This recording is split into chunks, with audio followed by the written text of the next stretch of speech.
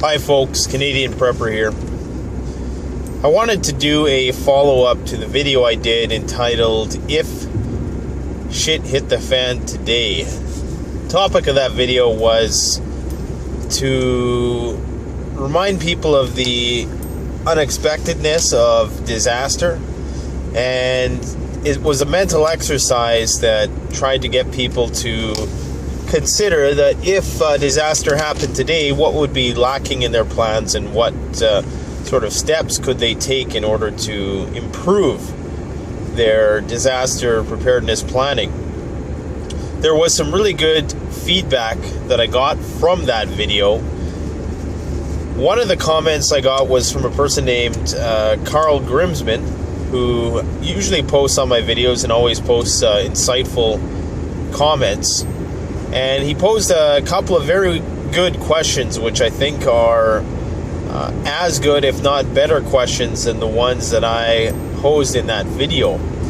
And the question was, I can't really remember exactly what it was, but it was somewhere along the lines of, how do you know if it's a WROL?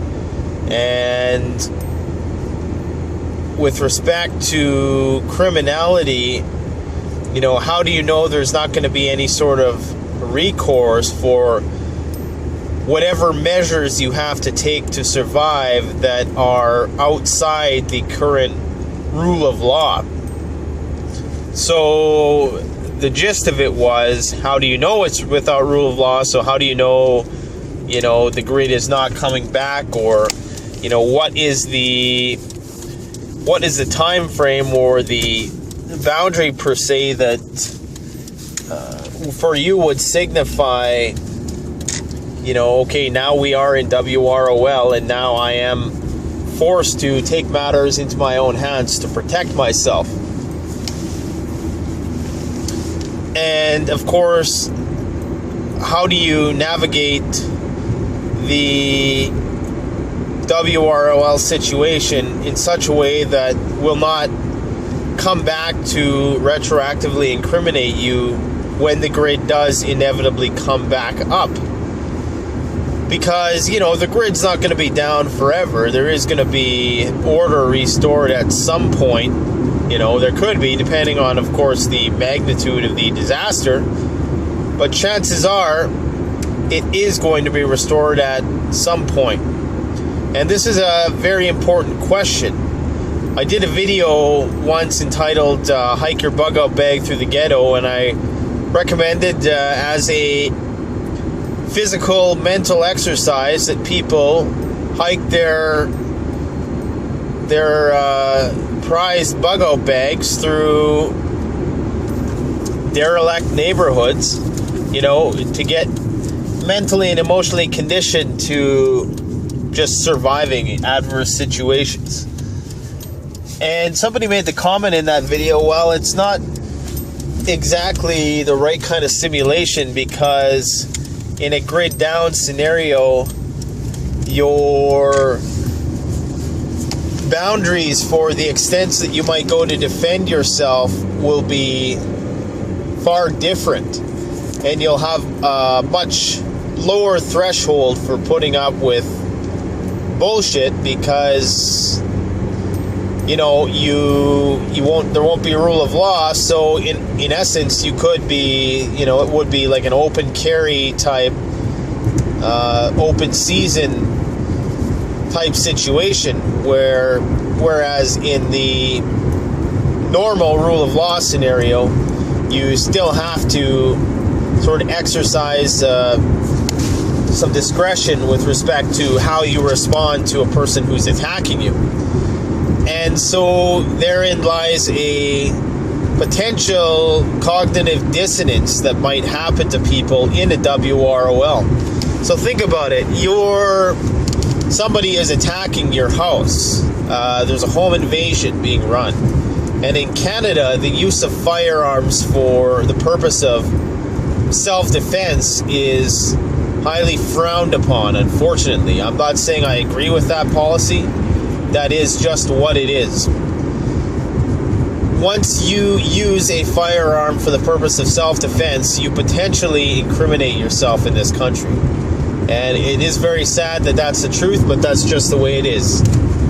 If you use a firearm to defend yourself, unfortunately, you become the persecutor in most instances.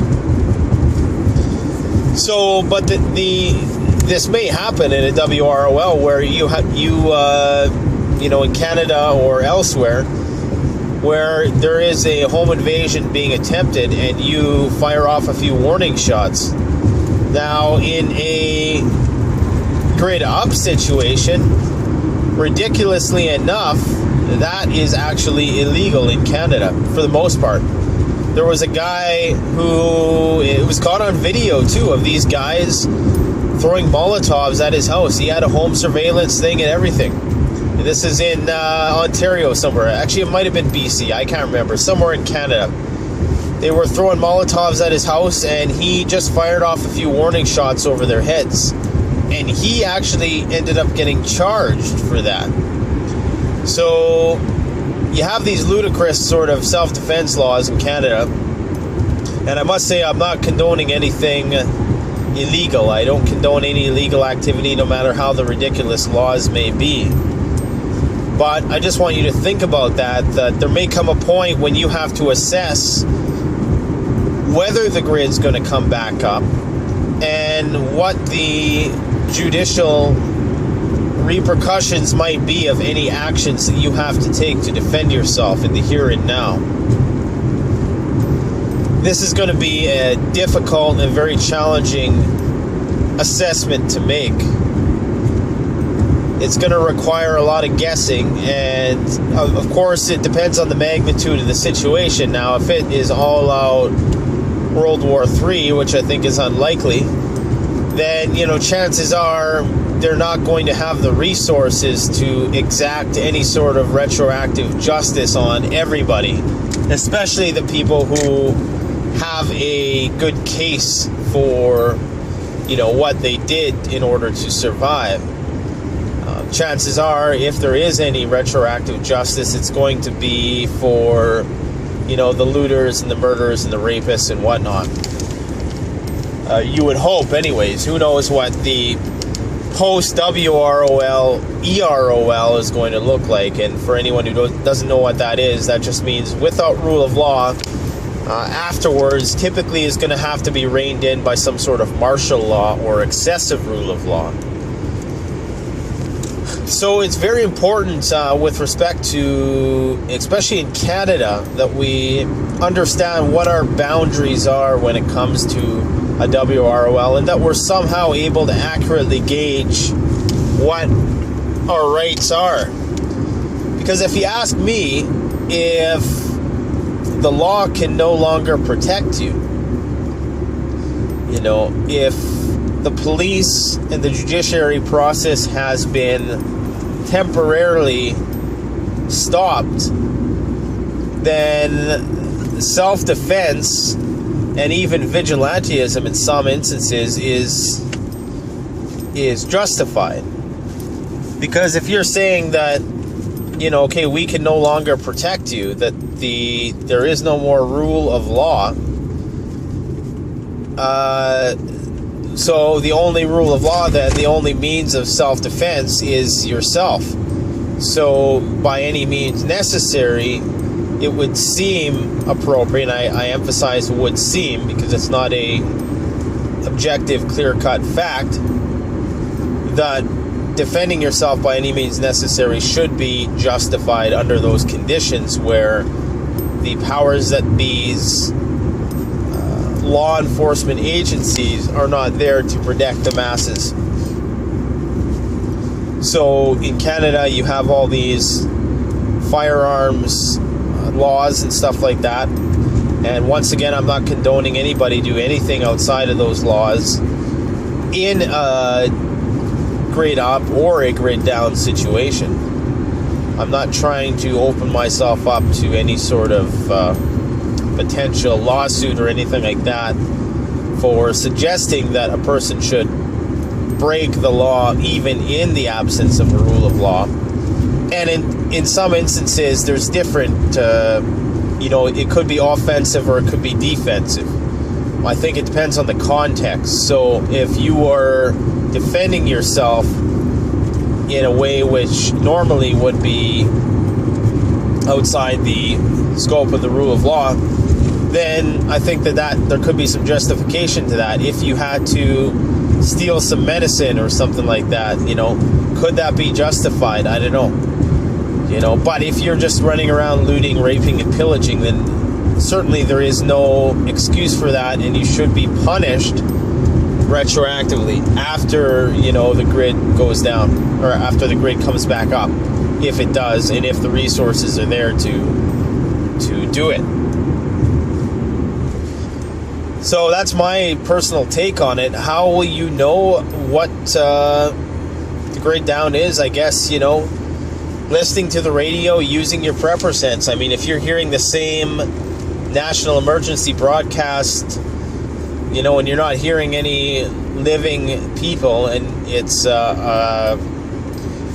just the same message on replay over and over for several weeks, well, I think you can bet that resources are stretched pretty thin. If they can't afford to have somebody to come on there and talk to you, specifically about your region or how your region's affected, or, to at least change the message, then, chances are shit's pretty bad.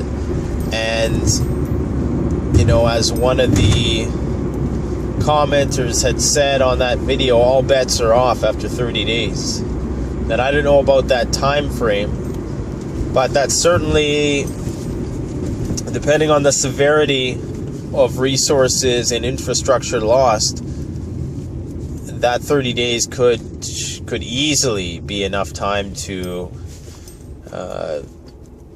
lead to complete social breakdown. So it will be difficult, very difficult to determine what your boundaries should be. But I think so long as you're making effective decision making, you're not acting emotionally, you're not using excessive force, but you're just sort of less lethal, utilizing every less lethal option possible before actually going the distance to shoot somebody or steal something or actually break a law, then I think you should probably be okay. If you can provide thorough rationale for, why you did what you did. And I think at the time that's probably not going to matter, because whether or not you're punished in a court of law later, the fact is you're going to want to survive. So you're probably going to end up just doing whatever you instinctively feel is right at the time. And I just hope that everybody has an awareness of that. That it's not just going to be like a light switch that goes on and off. It's not just going to be like, okay, now it's without rule of law, and there's going to be a big sign that goes off, or a big siren that goes off sounding the anarchy situation. It's not necessarily going to be like that.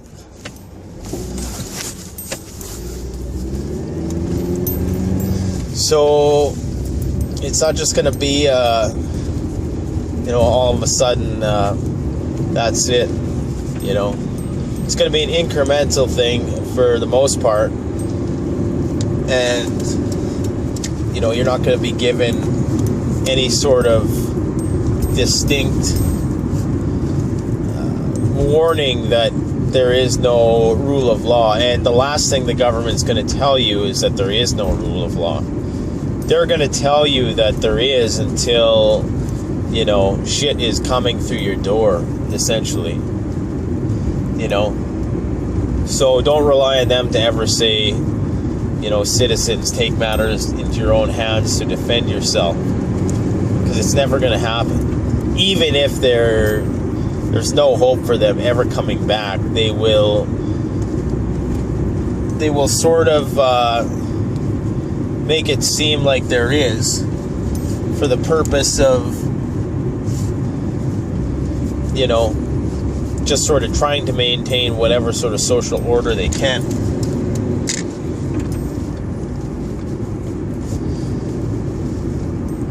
I'm sure there's a lot more that could be said about this topic, and I'm going to leave that up to you guys because I'm really curious as to what your thoughts are about criminality in SHTF, what your boundaries are, how will you know it's an SHTF, or how, not necessarily an SHTF, but how will you know that, there is no more rule of law, and what should your limits be with respect to self-defense and preserving yours. Now, I understand that American responses are going to be different to Canadian responses because you guys already have, a Second Amendment type stuff where you're a bit more capable of defending yourself without recourse than we are. We can't even carry pepper spray legally for the purpose of self-defense. So, we live in kind of a more of a nanny state than you guys do. So I can already anticipate what your responses will be, for my cold dead hands type thing. I get that. And I do want your responses also. But to Canadian people, I'm sort of looking for your understanding of this and how you might navigate this climate, this theoretical climate. So let me know what you think. Thanks for watching. Canadian Prepper out.